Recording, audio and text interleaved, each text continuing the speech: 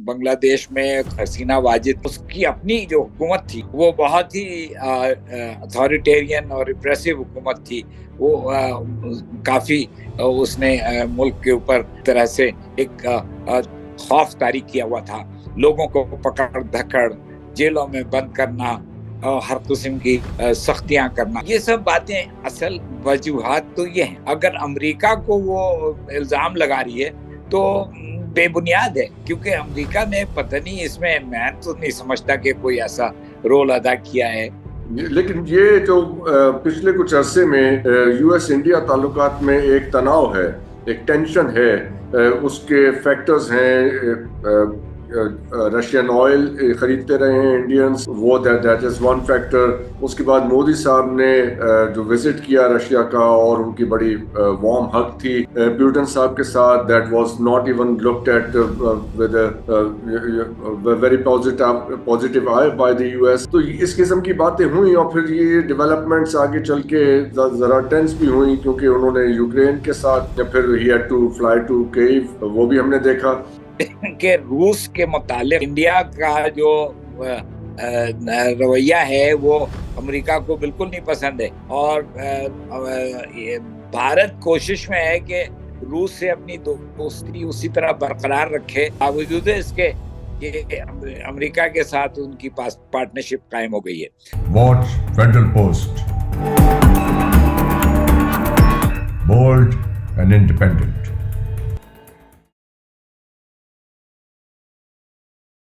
अस्सलाम वालेकुम, मैं हूं हसन जफर। यह है प्रोग्राम टॉकिंग पॉलिटिक्स। हमारे साथ इस वक्त मौजूद हैं सरवर नकवी साहब, एक्स एम्बेसडर हैं, centre for international strategic studies CISS के एग्जीक्यूटिव डायरेक्टर हैं। Thank you very much ambassador साहब ज्वाइन करने के लिए। You welcome, thank you.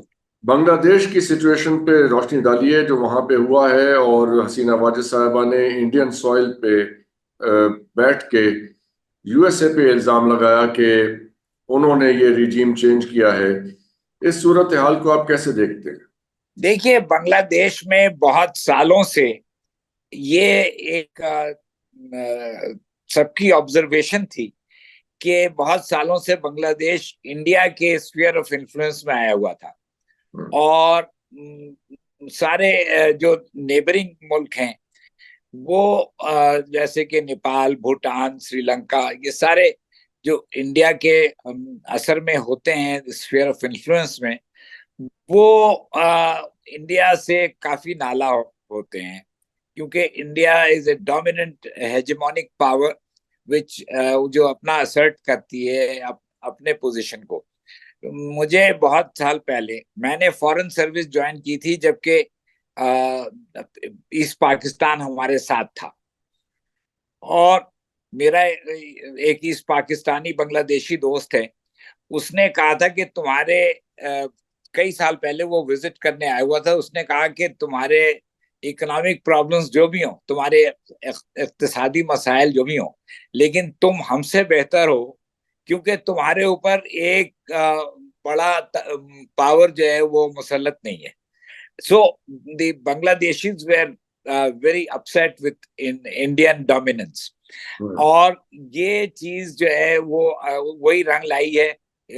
आखिरकार जो बांग्लादेश में हसीना वाजिद के खिलाफ जो मूवमेंट हुई है, वो एक बहुत अहम फैक्टर ये था कि वहाँ के लोग भारत के और हिंदुओं के असर से निकलना चाहते थे। दूसरी बात यह है कि उसकी अपनी जो हुकूमत थी वो बहुत ही अथॉरिटेरियन और रिप्रेसिव हुकूमत थी। वो काफी उसने मुल्क के ऊपर एक तरह से एक खौफ तारी किया हुआ था। लोगों को पकड़ धकड़ जेलों में बंद करना और हर किस्म की सख्तियां करना। तो ये सब बातें असल वजूहात तो ये हैं। अगर अमेरिका को वो इल्जाम लगा रही है तो बेबुनियाद है, क्योंकि अमेरिका ने पता नहीं, इसमें मैं तो नहीं समझता कि कोई ऐसा रोल अदा किया है कि हसीना वाजिद ताकत से ताकत खो बैठे। सो ये मेरा ख्याल है कि ये ऐसी कोई बात नहीं है। और इसको उनको उनके जहन में अमेरिका आता है, लेकिन उनको खुद अपने गरिबान में झांक कर देखना चाहिए कि क्या उन्होंने किया है और उसका क्या नतीजा निकला है। ये जो उन्होंने न्यू दिल्ली के करीब एक एयरबेस से ये बयान दिया, उससे यूएस इंडिया ताल्लुकात पे असर नहीं आपको लगता कि पड़ेगा कि वहां पे बैठ के इस किस्म की गुफ्तगू हो रही है जहां पे वो उनके स्ट्रेटेजिक पार्टनर हैं, उनकी डिफरेंट लेवल पे पार्टनरशिप है, इकोनॉमिक पार्टनरशिप है, फिर उनकी in the areas of defence भी अब उनकी पार्टनरशिप है, और फिर चाइना एक ऑफ कोर्स एक is a very prominent factor in that partnership. जी हाँ, ये बिल्कुल आप दुरुस्त कह रहे हैं। इंडिया की अमेरिका से स्ट्रेटेजिक पार्टनरशिप है और इंडिया वहाँ यूएस का एक अब एलाई है इस खित्ते में। तो वो तो अपनी जगह दुरुस्त है, लेकिन मैं नहीं समझता कि हसीना वाजिद के कहने से अमेरिका कोई ऐसा खास इस परेशान होगा या इसको नोटिस लेगा। वो जाहिर है नोटिस तो लेगा, लेकिन उसको कोई अहमियत नहीं देगा, क्योंकि बांग्लादेश और हसीना वाजिद उनकी कोई ऐसी स्टैंडिंग नहीं है जो कि यूएस इंडिया ताल्लुकात को मुतासिर करे। लेकिन ये जो पिछले कुछ अरसे में यूएस इंडिया ताल्लुकात में एक तनाव है, एक टेंशन है, उसके फैक्टर्स हैं। रशियन ऑयल खरीदते रहे हैं इंडियंस, वो दैट इज वन फैक्टर। उसके बाद मोदी साहब ने जो विजिट किया रशिया का, और उनकी बड़ी वार्म हग थी प्यूटन साहब के साथ, that was not even looked at with very positive I by the US. तो इस किस्म की बातें हुई, और फिर ये डेवलपमेंट्स आगे चल के जरा टेंस भी हुई, क्योंकि उन्होंने यूक्रेन के साथ फिर he had to fly to Kyiv, वो भी हमने देखा। तो things are not running very smoothly between the two powers, US and India. हाँ हाँ, वो वजूहात आप दुरुस्त फरमा रहे हैं कि वो वजूहात हैं अहम। और मैं समझता हूँ कि रूस के मुतालिक इंडिया का जो रवैया है वो अमेरिका को बिल्कुल नहीं पसंद है।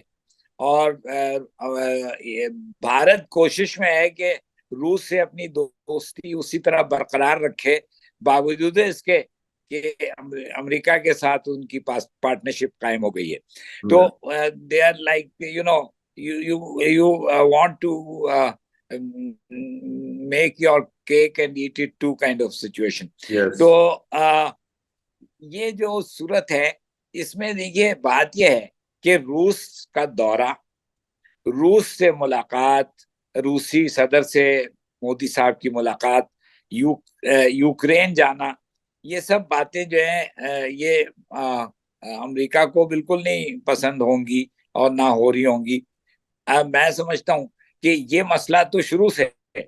जब 2022 में रूस ने यूक्रेन पे हमला किया था, उस वक्त भी भारत ने पोजीशन नहीं ली थी, और वो इसके मामले में काफी एक तरह से एम्बिगुअस रहा।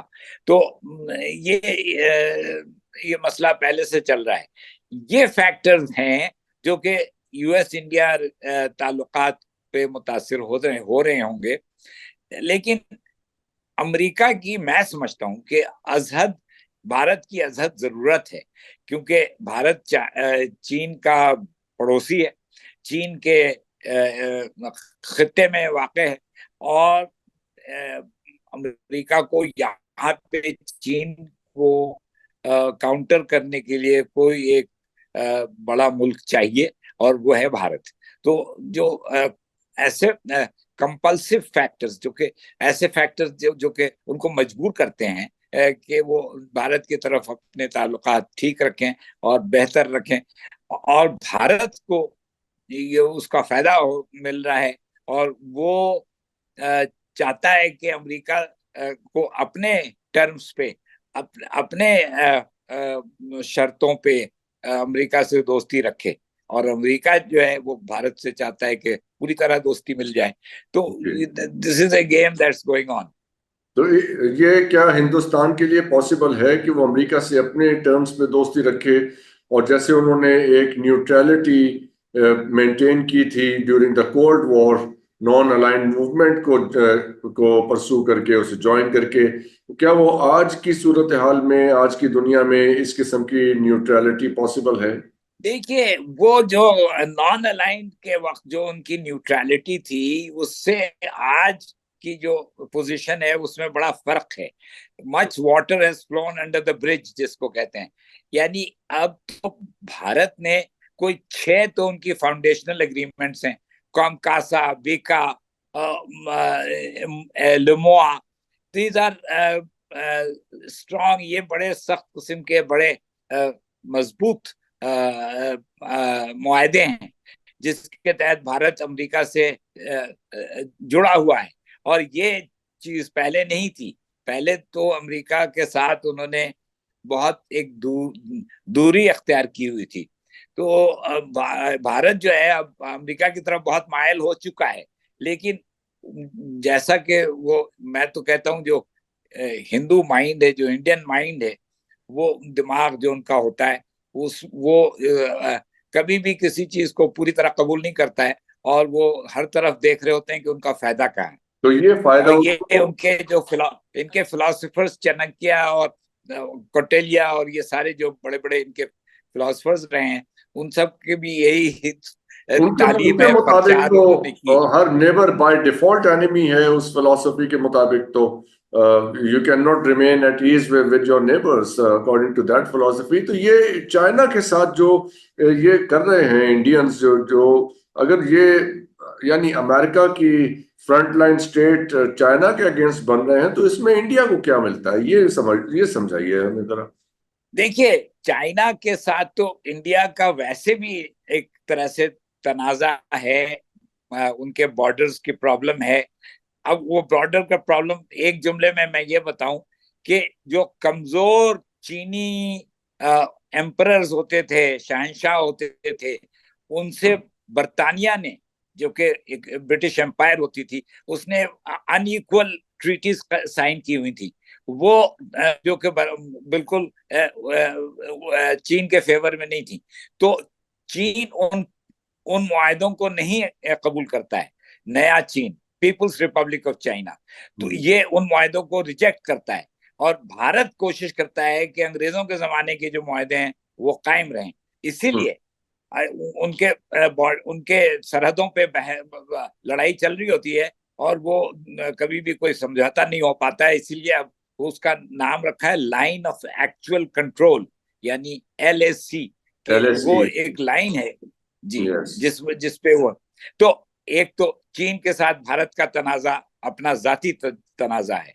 दूसरी तरफ अमेरिका के साथ जो वो अमेरिका के साथ जो मुआहदे हैं, जो दोस्ती है, वो भारत को भी सूट करती है, क्योंकि वो चीन को काउंटर कर रही है। और अमेरिका तो चाहता ही है कि उसका एक हामी इस खित्ते में मौजूद हो।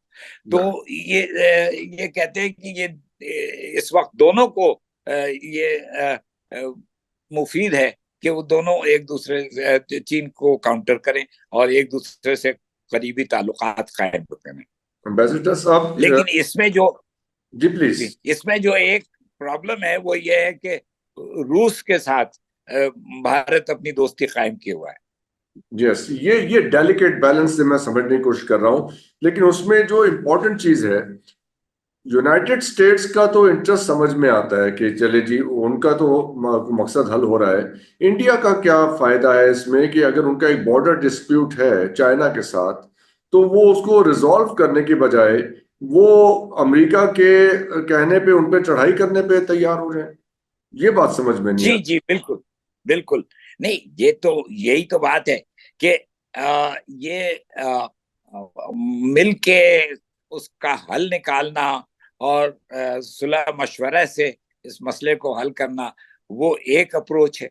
दूसरी आता। अप्रोच है कि आप अपनी ताकत बढ़ाएं।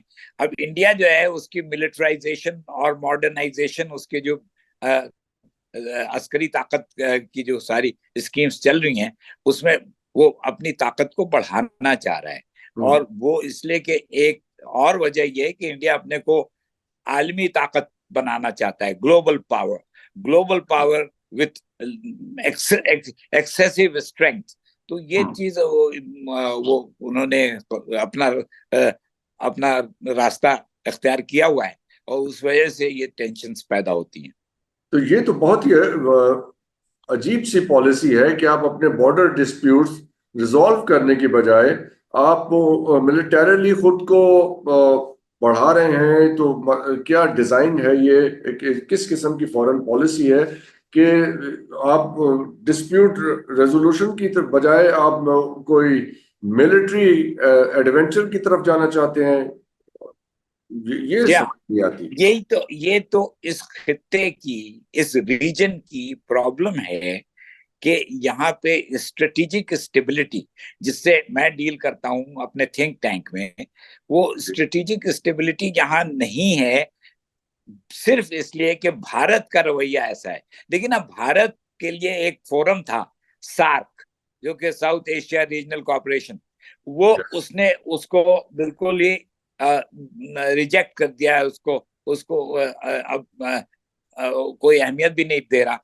और सार्क की समिट इस्लामाबाद में होने वाली थी मेरा ख्याल 2018 में या 19 में, जो कि भारत ने अटेंड नहीं की। और बाकी भी सार्क कंट्रीज को, ममालिक को इंडिया ने कहा कि वो ना करें और उनके ऊपर असरअंदाज हुआ। तो नतीजतन सार्क की समिट नहीं हुई। वो वक्त है और आज तक, अभी तक सार्क हमने ये भी देखा था कोई समिट, एम्बेसडर साहब, हमने ये भी देखा था कि उनके डिफेंस मिनिस्टर आए थे उसे अटेंड करने और वो उठ के चले गए थे वहां से। It was a share display of arrogance जिस तरह से वो उन्होंने बिहेव किया था। वो बिल्कुल ही अनप्लेजेंट सिचुएशन थी जो वहां पे क्रिएट हुई थी उनके रवैये की वजह से।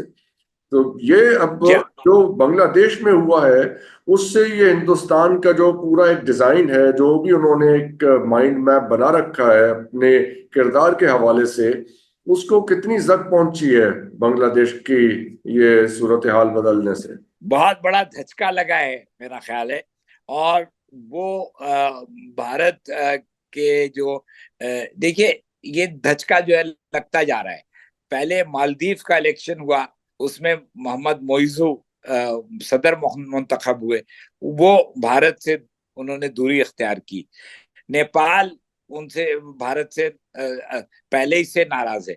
तो भारत का जो एक शिकंजा था, सारे ममालिक को पकड़े हुआ था और अपने काबू में रखे हुआ था, वो खत्म हो रहा है और ये सारे उससे अलग होते जा रहे हैं।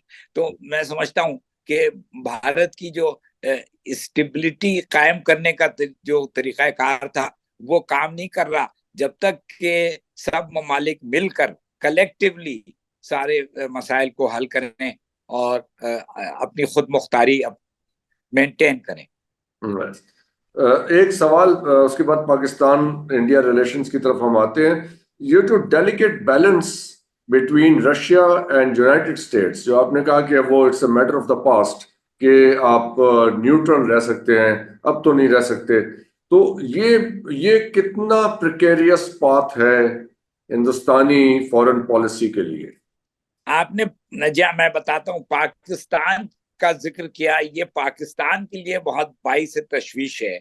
अव्वल के भारत हर मुल्क पे मुसल्लत होने के फिक्र में रहता था, और अब वो गर्चे वो बॉन्ड अब कुछ कमजोर पड़ गया है, लेकिन इस खिते की जो स्ट्रेटेजिक स्टेबिलिटी है, जो एक इक्विलिब्रियम कायम हुआ था, वो अब नहीं रहा। और इस वजह से अमेरिका के साथ जो भारत का रवैया है, रूस के साथ, वो दोनों, भारत तो मेंटेन करने की कोशिश कर रहा है, लेकिन मेरा नहीं ख्याल है कि ये काम आएगा, ये चीज चल पाएगी। इसलिए कि अमेरिका, अगर सदर ट्रंप आ जाते हैं वापस, तो अमेरिका तो भारत के ऊपर सख्ती करेगा कि वो रूस से बिल्कुल कतई ताल्लुक कर ले।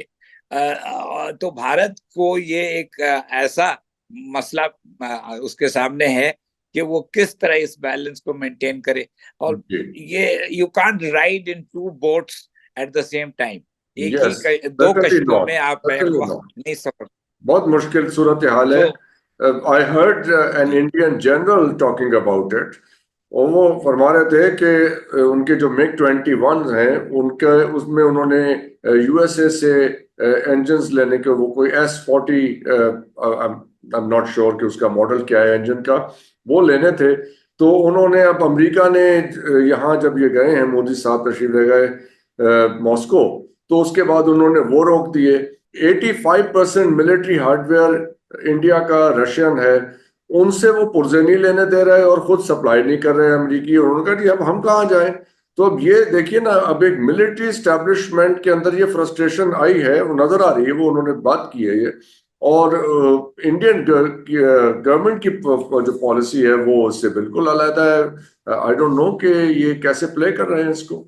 जी हाँ, बिल्कुल सही। मैं आपको एक मिसाल, ये आपने मिसाल दी, अच्छी मिसाल दी है, और मैं एक और मिसाल देता हूँ कि 2005 में इन्होंने इंडो यूएस न्यूक्लियर डील कायम हुई थी, जिसमें बुश और मनमोहन सिंह ने एग्रीमेंट साइन किया था, जो 2008 में IAEA international atomic energy agency में अप्रूव हुआ था। मैं उस वक्त वियना में पाकिस्तान का सफीर था। तो ये जो एग्रीमेंट था, ये इंडो यूएस न्यूक्लियर डील में अमेरिकन कंपनियों को भारत में पावर रिएक्टर्स लगाने थे और एग्रीकल्चर फैसिलिटीज पैदा करनी थी, मेडिकल सेंटर्स बनाने थे। आपको पता नहीं इल्म है कि नहीं, मगर वो कुछ भी नहीं हुआ है। और आज समझिए कि आप तकरीबन 20 साल होने को आ रहे हैं, 2005 to 2024। yes. तो अभी तक there has been no forward movement. क्यों? इसलिए कि भारत, इंडियन गवर्नमेंट जो है, उसने अमेरिकन कंपनियों के लिए ऐसी शर्तें कायम की हुई हैं कि American GE, wasting house, Lockheed Martin, ये सारी जो बड़ी बड़ी अमेरिका की कंपनीज, कॉर्पोरेशंस हैं, they have not been able to make any headway in India. उनके तो देर ये भारत और अमेरिका के दरमियान जो मसाइल हैं वो बहुत बड़े मसले हैं, और ये पता नहीं किस तरह इनको हल करेंगे। और साथ साथ रूस के साथ वो दोस्ती कायम कर रहे हैं। तो इट्स वेरी अनटेनेबल, जिसको अंग्रेजी में कहते हैं untenable situation. Exactly, it seems so. मुझे 2000, ये तो आपने बहुत इंटरेस्टिंग इंफॉर्मेशन शेयर की कि उसमें अभी तक कोई प्रोग्रेस नहीं हुई है 19-20 साल में लेके। मुझे ये याद है कि 2005 में जब ये एग्रीमेंट्स हो रहे थे यूएस और इंडिया के बीच में, तो उसी जमाने की बात है, लम्स में एक कॉन्फ्रेंस हुई थी, and I was attending that conference, और उसमें इंडियन प्रोफेसर्स भी आए थे फ्रॉम डिफरेंट इंडियन यूनिवर्सिटीज। तो वहाँ पे हमने ये इस चीज को डिस्कस किया था। I very vaguely remember, but what I very vividly remember कि मैंने उन्हें कहा कि ये जो यूएसए की आपके यहाँ इन्वेस्टमेंट आ रही है, it will not be something to celebrate in the future, क्योंकि हम डिपेंडेंसी क्रिएट करके देख चुके हैं यूएसए पे। It doesn't really work very well. तो अभी डाउन द रोड 20 साल बाद आप बता रहे हैं कि उसमें कोई प्रोग्रेस नहीं हुई है, which is very very interesting revelation. तो अब हमें इंडिया के साथ कैसे करना चाहिए एम्बेसडर साहब? कैसे पाकिस्तान का क्या फॉरेन पॉलिसी होनी चाहिए इंडिया को, ये सारे हालात को, ये सारा मंजरनामा सामने रख के? देखिए, पाकिस्तान को, अब पाकिस्तान भी एक खुद मुख्तार मुल्क है और उसको इंडिया की कोई जरूरत नहीं है। अलबत्ता अगर हमारे ताल्लुकात अच्छे हों तो हमारी तिजारत हो सकती है, और सकाफती रिश्ते हमारे बहुत हैं, तो वो सब हो सकता, आगे बढ़ सकता है। लेकिन इतने सालों से हमारे ताल्लुकात एक तरह से मुंजमद हैं, 2008 से लेकर आज तक। तो हमें कोई खास फर्क नहीं पड़ा है। हमारे अपने इक्तिसादी मसाइल हैं और वो सियासी मसाइल भी हैं, मगर वो हल हो जाएंगे। बेहतरी आहिस्ता आहिस्ता आ रही है। तो पाकिस्तान अपने पोजीशन पे, अपने मौकफ पे खड़ा हुआ है, और पाकिस्तान के लिए सबसे बड़ा मसला कश्मीर का है। जब तक इंडिया कश्मीर के मामले को नहीं किसी तरफ हल करता है, तो पाकिस्तान भारत रिलेशंस ताल्लुकात कोई बेहतर नहीं हो सकते हैं। ये आर्टिकल 370 जो इन्होंने एब्रोगेट किया था, आपको लगता है कि उसके बाद जी से कोई पोजीशन चेंज हो गई है कश्मीर की इन द इंटरनेशनल कॉन्टेक्स्ट? हाँ, well not in the international context, in the domestic context. देखिए, ये 370 और 35A इंडियन कॉन्स्टिट्यूशन की प्रोविजंस हैं जिसको उन्होंने खत्म कर दिए। लेकिन इंडियन कॉन्स्टिट्यूशन को हम तो नहीं मानते हैं, पाकिस्तान तो नहीं मानता है, ये उनका अपना मामला है। तो हम तो उसको अभी भी डिस्प्यूटेड टेरिटरी समझते हैं और एक तनाजा है जो कि हल होना है, और उसमें बैनुल अक़वामी बरादरी को एक रोल अदा करना है। The international community has to play its role. तो इसका वो जो डिस्प्यूटेड स्टेटस है कश्मीर का, इंडियन ऑक्यूपाइड कश्मीर का, वो आर्टिकल 370 एब्रोगेट होने से क्या चेंज हो गया है? Let's we need to have some clarity about it. हाँ हाँ, इट हैज, वो बदल तो गया है, क्योंकि अब वो स्पेशल स्टेटस नहीं है जो कि भारत को मेंटेन करना चाहिए अंडर इट्स इंटरनेशनल ऑब्लिगेशंस। वो जरूर हुआ है, लेकिन जो बुनियादी मसला है कि ये डिस्प्यूटेड टेरिटरी एक तनाज़े का मसला है जो कि किसी तरह चेंज नहीं हुआ है। यस, क्योंकि देखिए जैसे एलओसी के अक्रॉस एक्सचेंज ऑफ फायर होता था पहले, तो वो एक disputed territory to disputed territory exchange हो रहा है फायर। तो जब आर्टिकल 370 एब्रोगेट हो गया तो उससे कश्मीर का स्पेशल स्टेटस चेंज हुआ। तो अगर अब एक्सचेंज ऑफ फायर होता है तो उसको कैसे देखा जाएगा कि from Pakistani Kashmir into Indian occupied Kashmir और द डिस्प्यूटेड टेरिटरी, और as a state that is governed by the Constitution of India? It's an Indian occupied Kashmir जो 370 और 35 है, जैसे मैंने पहले बताया कि ये भारत ने खुद किया है, और ये हमारा इसमें कोई दखल नहीं है, ना ही हम इसको रिकग्नाइज करते हैं। हमें जरूर इस बात की तशवीश है कि इसकी वजह से भारत कश्मीरियों का स्टेटस बदल गया है, लेकिन ये तो इंडिया कर रहा है। इंडिया ने पहले जो कश्मीर में इलेक्शन कराए और कहा कि अब फिर करवाने वाला है, और कहा कि ये इलेक्शन हो गए, तो दुनिया ने तो नहीं माना। International perception has not changed, the world still considers it to be disputed. वो ताशकंद अकॉर्ड जो था, जो कि जिसमें ये सारा आउटलाइन किया गया था, वेरी ब्रीफली दो, जब ये 65 की वॉर के बाद, तो वो स्टेटस तो इंटरनेशनली इंडिया ने भी उसको माना था कि it is a disputed territory. उसके ऊपर उनके प्राइम मिनिस्टर के साइन है। तो वो सब कुछ तो हमारे सामने है। Miraj Desai and general Ayub Khan, president of Pakistan, इन दोनों लीडर्स ने उसको साइन कर रखा है। तो when you have signed an international peace treaty recognizing that this is a disputed territory, तो फिर वो आर्टिकल 370 एब्रोगेट होने से उसका स्टेटस कैसे चेंज होता है? This is something really I need to understand.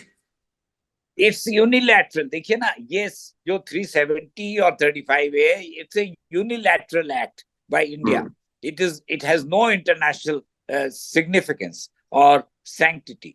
Now, अब जो आप कह रहे हैं वो 1966 में ताशकंद डिक्लेरेशन, उसके बाद हुआ ये है कि 1972 में 1972 में वो जो हो गया है वो Shimla agreement. Yes, Shimla agreement में India says that it is a bilateral matter, ये हमारा बाहमी मामला है। लेकिन वो उसमें भी इंडिया ने ये नहीं कहा कि हमारा ये अंदरूनी मामला है, ये बाहमी मामला का है। और जी, और फिर कहा है कि ये हम सेटल करेंगे। लेकिन this position of the UN charter and the role of the UN, उसको इंडिया ने नहीं डिनाई किया है, तो हम तो उस पे जाते हैं कि ये इंटरनेशनल कम्युनिटी की जिम्मेदारी है। So thank you very much for explaining all this. इसलिए कि हमारे देखने वालों को, हमारे यहाँ बहुत सी डिस्कशन उस पर डिबेट हुई थी जब ये एब्रोगेट हुआ था आर्टिकल 370 के। उसके बाद कश्मीर जो है वंस एंड फॉर ऑल उसका फ्यूचर डिसाइड हो गया. So nothing like that exactly, because Tashkent agreement and Shimla agreement ये दोनों रिकग्नाइज कर रहे हैं by the signatures of the Indian prime ministers of those days कि ये डिस्प्यूटेड टेरिटरी है, और by abrogating article 370 doesn't really change everything. Thank you very much आपके वक्त का and for elaborating all these very important points for us. और आप लोगों को देखने का बहुत बहुत शुक्रिया. इजाजत दीजिए. खुदा हाफिज. पाकिस्तान जिंदाबाद.